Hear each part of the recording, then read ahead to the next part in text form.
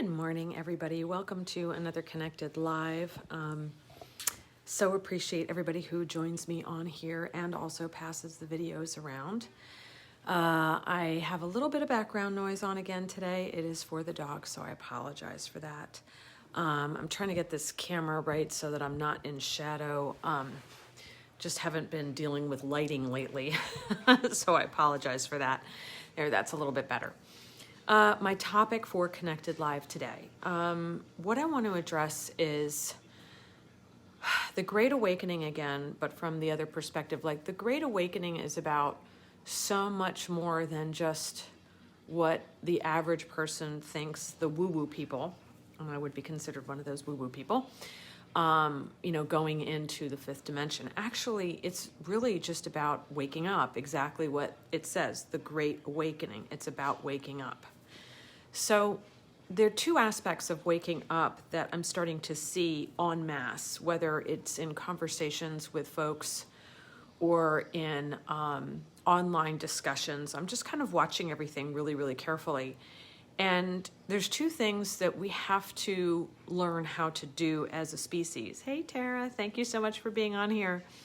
As a species, we're pretty much programmed to listen to the external. And that was done on purpose. That was part of this, if you want to call it a conspiracy theory, go for it. But all that terminology was created was to make people doubt their senses and to invalidate people that were coming forward with truth.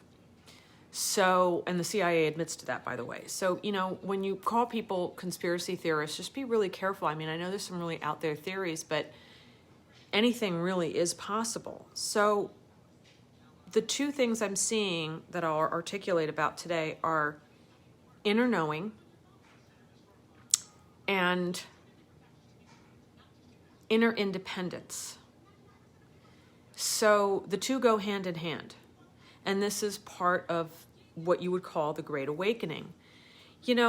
My entire career and into childhood, I was invalidated all the time. I would get feelings as a small kid and try to share them with my parents or other adults, and people would cock their heads funny at me or just say, oh, she's a very imaginative child, or that I was precocious. But, the invalidation I've experienced has been consistent, from childhood all the way into adulthood. Yet as I've gone through my 20-year career, I'm smiling, I've been proven right time and time again. So when people try to invalidate me or call me names, I just kind of sit back and I'm peaceful because I have learned to trust my inner knowing. I have had the inner knowing lesson with the inner independence lesson so many dang times that if I haven't learned it by now, I think the universe would probably throw me off a building or throw me off the planet. So I'll give you an example of that inner knowing. So prior to becoming a holistic practitioner professionally in my 20s, I got very, very sick. And I'm a cancer survivor. So I was diagnosed with cancer, a virus, and diabetes all at one go. And the doctor, and I have doctors in my family. I had doctors at the Mayo Clinic, head of departments, oncology specifically. We had doctors, all very high level doctors. So I grew up surrounded by the medical profession and always trusted doctors. I didn't want to not trust doctors, but what I will say, hitting 25 and getting that sick, I knew something was wrong and I just didn't know what. But everything felt wrong. Like, I was on antibiotics 10 months out of the year, and I suffered from respiratory problems, massive. Like, I got pneumonia at least twice a year. I got bronchitis all the time. I had sinus infections. One was so big that at University of Pennsylvania, they took my MRIs around to all the students because they had never seen such a massive infection in the front and back sinuses. When they talk about the back sinuses, they mean it's underneath the wall of your brain and behind the wall of your eye. And so when they want to do that cleaning out surgery on the back sinuses, it's a little scary. So I just knew something was wrong. And the very definition of insanity is to keep doing the same thing over and over again and expect different or better results. And so when I was diagnosed at, that young age with all those problems, and they were telling me I wasn't going to make it and the radical things I would have to do, something in me, that inner knowing, woke up and said, and it wasn't just me, it was listening to the other side, guidance. This is not the way. And I walked out of that office and I said to myself, well, if I'm going to die, I'm going to die the way I want to die, not the way they want me to die. And I don't know if I'm going to die. It just doesn't feel right. Something's wrong. So here I sit in front of you at 51 years old. And I changed everything about my life to pursue holistic paths, if you will. And I have had doctors and vets tell me, you don't need the letters by your name. You are that good. And so my medical intuition work, again, I'll talk about a different invalidation. So recently, about last year, a client came to me with their horse very sick. The horse had been sick for over a year and had been to see some quality vets in the area. I happen to know the area because that's where I'm from, even though I was down in Oklahoma. So I get on the phone with this person and they keep telling me I'm crazy. They keep telling me the horse is just old and that there's nothing I can do about this. And I was like, okay, so what do you want me to do? And she's like, I don't feel like I'm crazy. She's like, something's wrong with my horse. I know he's an older horse. I know he's a rescue, but something is just radically wrong. So here is that person's inner knowing waking up. So I do the session and I give two diagnoses, or I give two, theories. And I said, I get that the horse has one massive problem. And then I get that the horse has Lyme's was underneath it. And it didn't make sense to me because I'd never seen it before. But I said, I try this vet who knows me, and let's get him out there to do the blood work. And apparently no other vets in a year had tested for the two diagnoses or the two theories that I had. So when the vet that I know comes out, and he's like known in the tri-state area, he works with all the racehorses, like he knows me and knows that a few vets that really bank on me, but he actually said to me point blank, I think you're wrong. I think this is just an old horse, and I think this lady just doesn't want to let her horse go. And I said, well, how much are the tests? I mean, this woman's already spent thousands of dollars. How much are the tests for these two different things? He goes, well, probably total like $400 or $500. And I went, well, what's the difference? When you've spent thousands and you want an answer, why not? If I'm wrong, and guess what? I hope I'm wrong. I hope I don't prove that all these vets she's been working with in New Jersey are assholes. I hope I'm wrong because I want to be wrong. So he said, well, I think you're wrong, kid. And I said, cool, and we were fine. It was amicable. It wasn't, he wasn't nasty about it or invalidating. He just thought I was wrong. So, and keep in mind, he's the one who saw me fix Arrow's uveitis to the point where he had no uveitis and he had perfect sight, which is supposedly impossible in Western medicine.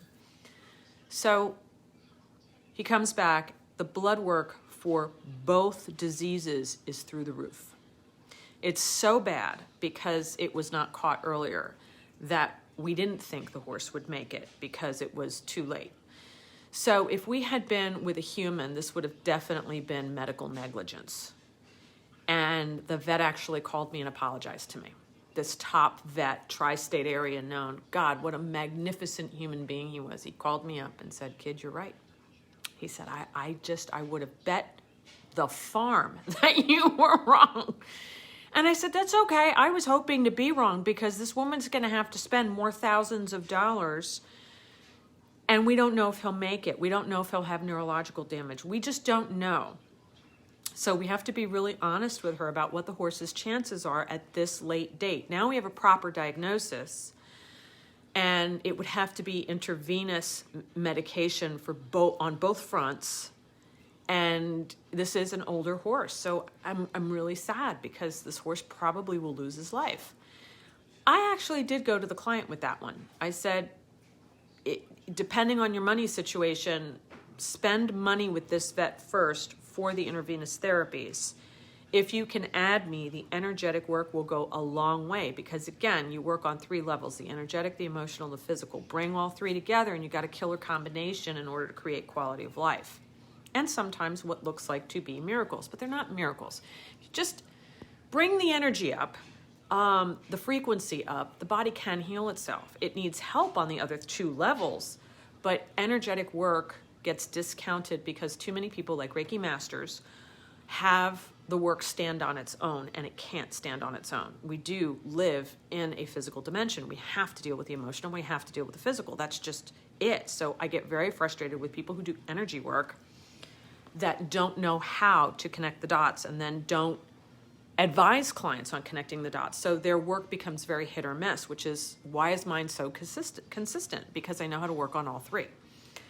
So with that said, the horse is alive and doing well. And there's no neurological damage because she was able to figure it out. She doesn't make a ton of money. She happens to be a nurse. But she just figured it out and wanted her horse to have the best shot possible. So with that said, inner knowing. Here was again a vet who just disagreed with me and was like, I think you're wrong. But my inner knowing told me, and I've learned how to listen to it. It's exactly what I teach my clients to do. You know, you work with me long enough, you work with me consistently enough, those other skills exist in all of us. They've just been literally programmed out of us. That has been on purpose. A connected population cannot be controlled with fear. A connected population can see through lies immediately. We sense the energy. Like I was talking about in my other video, I can't even turn on the news. They are lying so much, it's like someone's just poured acid in my ears. It's just god awful, so I don't listen anymore. I'm looking for alternative methods of finding out information, and they may seem off the map and they may not seem credible. So recently online, I posted something from the Health Ranger, and people just went absolutely bananas over it, on both sides, by the way. I hope I'm wrong.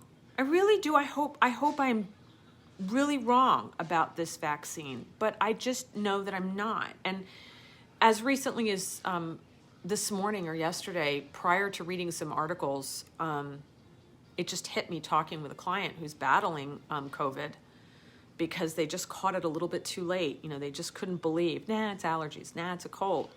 It grabbed a hold of them, and they're having, a big fight. They've avoided the hospital, with my work and their doctor's work, but they're having these weird residual effects. And I said to the person, what's in the brain? It's hiding in the brain. It's not over yet. We need to do some more therapy for this. And you need X, Y, and Z. Ask your doctor today when you go. And it was very serendipitous. The appointment they have is for today. So it was really funny that I just reached out to them. They reached out to me, and we just started going. And it wasn't a formal session. It was just, a client that works with me regularly that was checking in.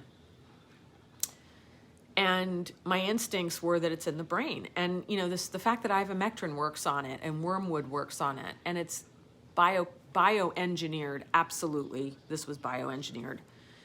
I believe it has a parasitical kind of element. Is it a parasite? No, but does it have an element to it or a quality to it? Yeah, because why would ivermectin work? Why would wormwood work? It just doesn't make a lot of sense. But I think you've got to attack this thing on the energetic, on the emotional, on the physical. And on the physical, hit it with antivirals, hit it with antiparasiticals, depending on your symptoms. You got to hit it with supporting the lungs to heal, because, they've done all those images of the lungs not healing properly. They look worse than smoker lungs, or vaping lungs. So, this thing really does go after the respiratory. But, lungs can heal. Organs can heal given the right conditions. And this thing is nasty. So, you have to find out how to best way to handle it. But, people ask me, well, you got exposed to it and you literally sailed through it. And I said, well, yeah, I caught it immediately because the person that I got exposed with informed me of it. The minute they did, I was just like, boom, on it. Like, I just started taking everything I knew how to take and checking in with my integrative medical doctor and raising my vibration like a crazy person, and taking some detox stuff that I know how to do for me that works for me. Everybody's different. So, but I sailed through it and I have no residual effects. You know, I've been clean over a month, no, more than 2 months now. And, you know, my full respiratory ability is all those 9 yards. I'm back in the gym, all that stuff. So with that said, inner knowing and trusting it and inner independence. You never hand yourself over to anybody unless, even me, I even tell my clients, you know, one day I could be wrong. I never stand on the fact of I'm never wrong. I mean, it just so happens I've never been wrong.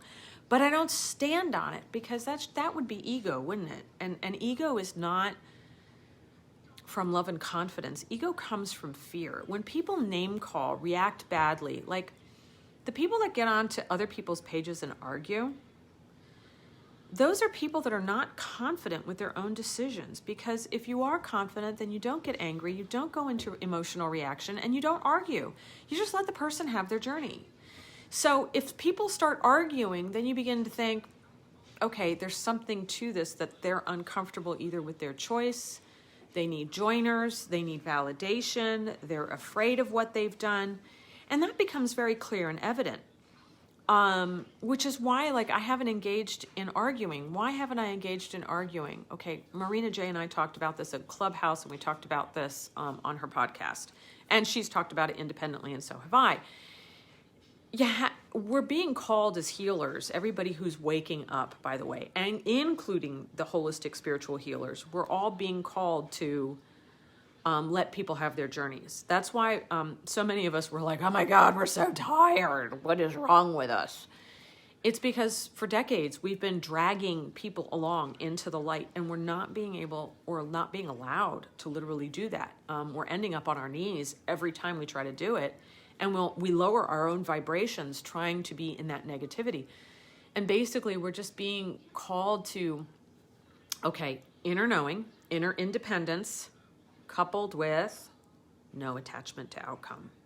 No matter how much you love somebody, no matter how much you respect somebody, you have to let them have their journey. And arguing with them literally brings down everybody's vibration, because inevitably, if you're arguing from a place of anger and reaction, you're fearful. And when you do that, you lower your vibration. You allow dark forces to be able to influence you even more, by the way, just energetically.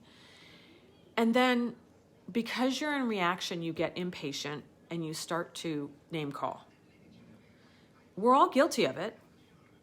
I there's been more than a few times that I'm like, jackasses, you know, I'm like, but I typically don't write that. I might exclaim it in the privacy of my own home where no one can hear me but me. And then I stop myself and go, no, they're not a jackass. This is just this person having their journey, and it's their journey. And only time will tell who's right and who's wrong. And I don't really see it as right and wrong. I see it as what we did well and what we need to do differently in the future. I mean, I just see it all as a massive learning experience. But I can say, and I put the but in there because I do this for a living. I have 20 years of credibility. So I don't, when someone attacks me or attacks something that I post, I just kind of say, well, that's on them. That's their own emotional reaction to it.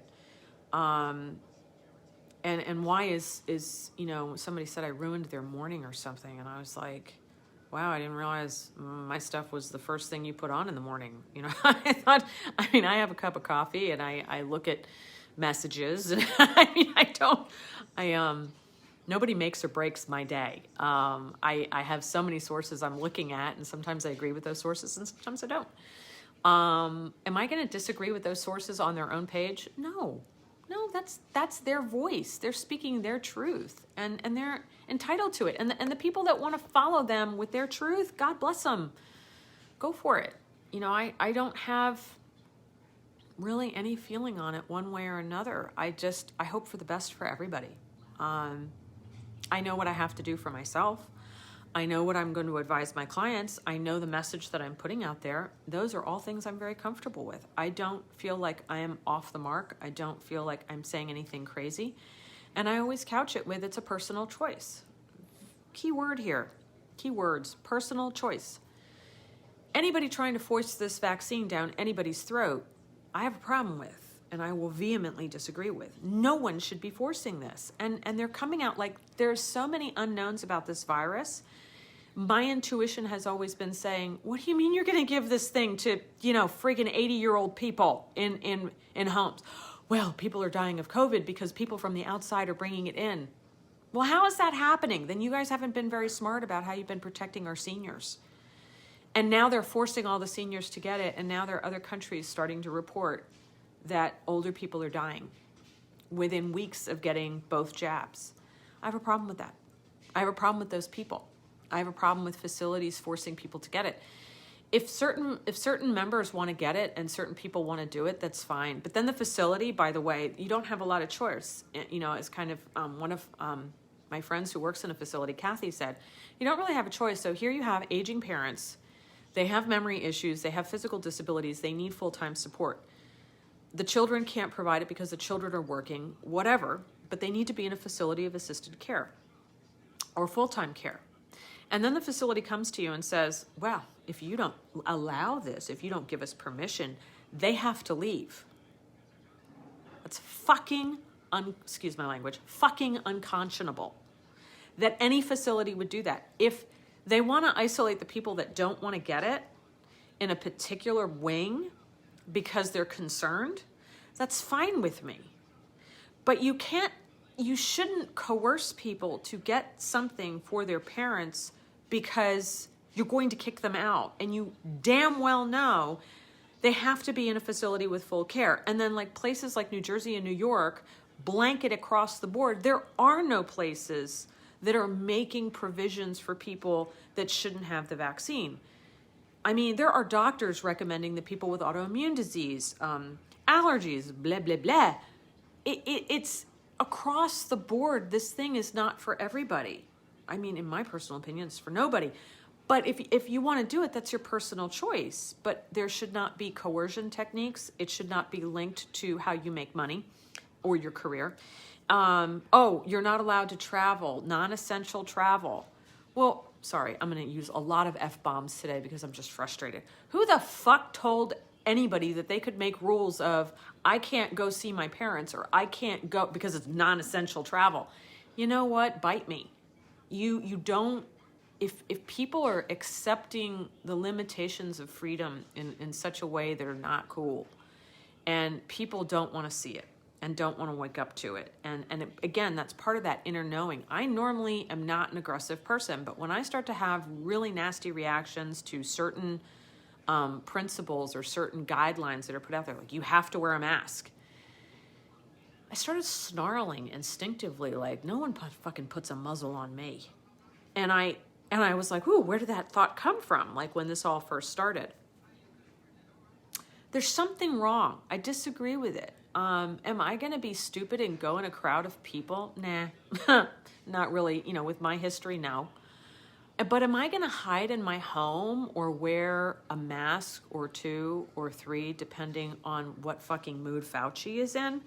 He's nuts. And he even wrote a paper back in 2018 saying how most people died of infections to their lungs due to the masks. He actually wrote about it.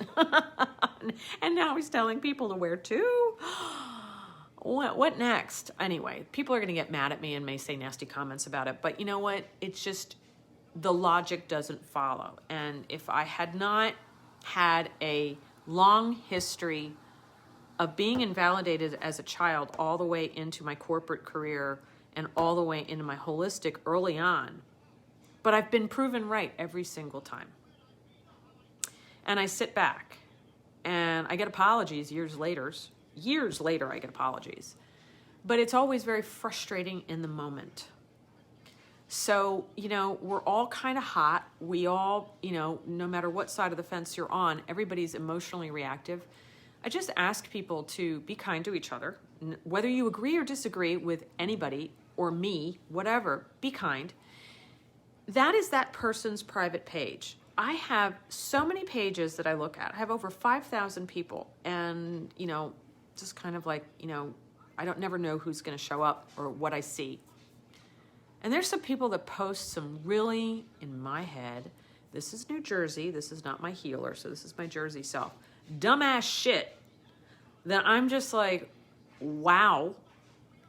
But I don't go on there and call them a moron or say that they're wrong or say that they're abusive to their animals, which clearly it's the definition of the law is that they're not abusing their animals, but the definition of what actually is true, they are absolutely abusing animals. But you don't see me getting on and arguing with people on their pages about it. And trust me, there's a lot I can argue, but it's not my place. I hope that maybe they catch one of my videos. Maybe I make them think, but don't come on my page and start a problem. Don't. You'll just end up blocked. And then someone said to me, well, isn't blocking a form of censorship? Okay, actually, no, because my page is not a public forum. My page is my voice. And I ask for respect on my page as I respect everybody else's page. So I expect the same respect that I give to everybody else to be given on my page. And if I need to correct, if I don't just haul off and block you, and I mention a story like I did on that one Health Ranger post where I said, hey, this is the tactics that were used on me with a kid, and this is what was said to me. I'm not trying to shame anybody. I'm just trying to get you to say, hey, you know, back up a little bit, take a look at what you're doing. And the person apologized, and I respect the person. They're a wonderful veterinarian. They've always been incredibly supportive. And I really respect this person. And they said, you know what, I thought about it, sorry. And, you know, and I think he said, have a nice day, or vaya con Dios, which is Spanish for, you know, go with God. And I really appreciated that. I mean, that was just such a nice way for him to kind of back up and look at what he said and how he said it. And I just was really grateful that he was just able to do that. Like, we should all be able to do that. I've dropped my basket more than a few times. And people who personally know me or work with me, like Consuelo knows me. She has heard me drop my basket, losing my mind with things more than a few times. And I have apologized more than a few times, my fair share through the years, to people that I have, you know, that I should have done things differently with. You know, I'm not going to say I was wrong. I had a moment. And what I did, I should have done differently, absolutely. And I should have walked the talk better. But that's what we're all doing here. I don't care how good you are in your profession. We are all learning. We all have our moments where we would do things differently, and I just ask for people to do that. So with the Great Awakening, it really is, I added a third point at the end. Trusting your inner knowing, because once you learn how to really listen to that inner knowing, and that inner knowing is not just your own inner wisdom, it's receiving information from the other side. And everybody can do it. It's just been invalidated, systematically put down. But it's there. Once people work with me, even the most skeptical people, they're like, I have one client that says to me, pardon my French for everybody, but I just have to say what they actually say. God damn you, Gabby moments, because their own skills have woken up, and their intuitive inner knowing is so powerful and so strong and hits them like a ton of bricks. And it's so accurate that they chuckle every time, and they lovingly say, God damn you, Gabby moments. And I'm so grateful for that, because that just means I'm doing my job. They don't need me for everything. They need me for certain things, but not for everything. And their own listening skills are advancing in ways that just make me so happy and excited for them. The other one is your own inner knowing, inner independence. That goes hand in hand with inner knowing. Your inner independence makes you more of the lion rather than the sheep.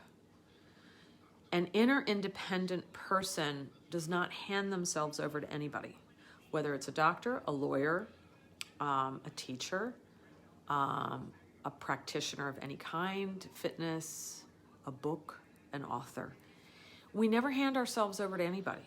We allow our inner knowing to guide us, so that inner independence is not It's not ego. Very, very different. Never, never ego. It is coming from love and confidence and trusting your own inner wisdom and your own inner guidance. It's that inner independence that makes you that lion, that you make your decisions based from confidence and love, based on what you listen to. And if something feels off, I don't care if it's your father, your mother, or a respected teacher, like even that Geshe-la that was, very high ranking in the Buddhist temple and with the Dalai Lama, and who praised me.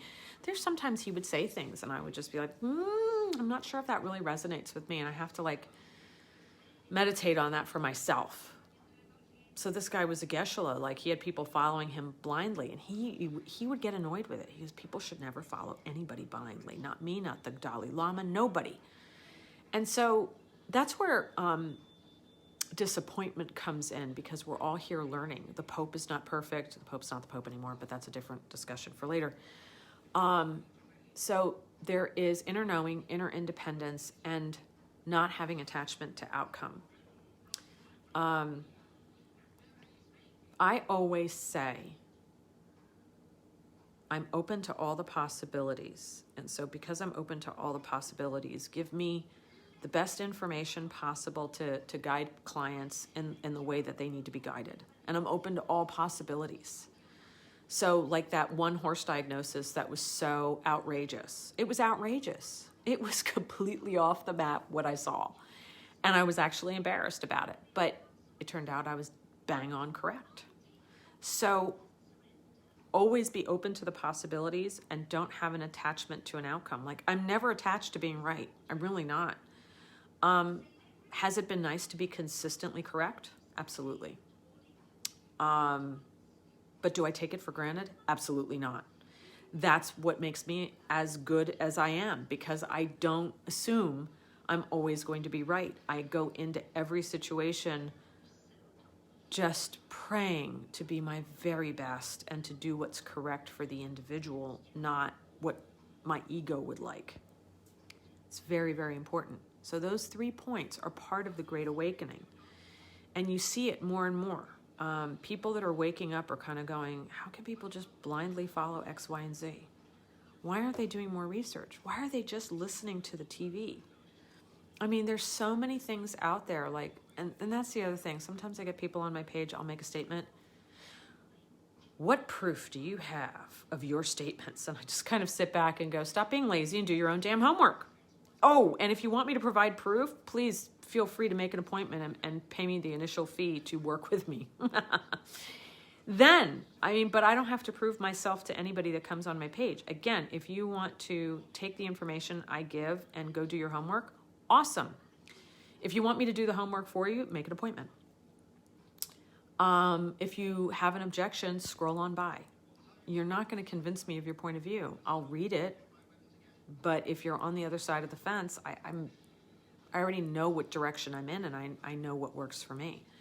And I know what works for my clients. And I have a consistency of 20 years without a flaw. So that is my Connected Live for today. Thank you guys so much for hanging in there for this. It's probably been about 30 minutes. I'm so grateful. The small minion is asleep next to me. The 2 larger minions are over there. I have, for most that don't know, I have 3 large German Shepherds. The 3rd one, Ardbo, is about to be a very large boy, but he's right now 12 weeks old. And I will see you guys really soon. I'll do another Connected Live soon, probably, maybe even tomorrow. I wanted to do this one this weekend, but I just didn't have the chance. But Tara, thank you so much for listening in consistently too. Just feel free to spread it as it's appropriate. This will be on YouTube as well, so people can join me there on YouTube. And thanks again, everybody. Have a wonderful day. Take good care of yourselves. Take this time to make yourself your best. That's what this time is about. That's what the Great Awakening is about, is to be your best. And we haven't been our best as a species, and we can be our best. And we're headed towards a renaissance. My business clients are already seeing it. The people that are kind of following what we talk about, they know, and they see it in everything that we're doing with businesses right now. So take good care of your health, take good care of your loved ones. And if you need an appointment, just reach out to me at connectedenergyhealing.com. Thanks again. Bye-bye.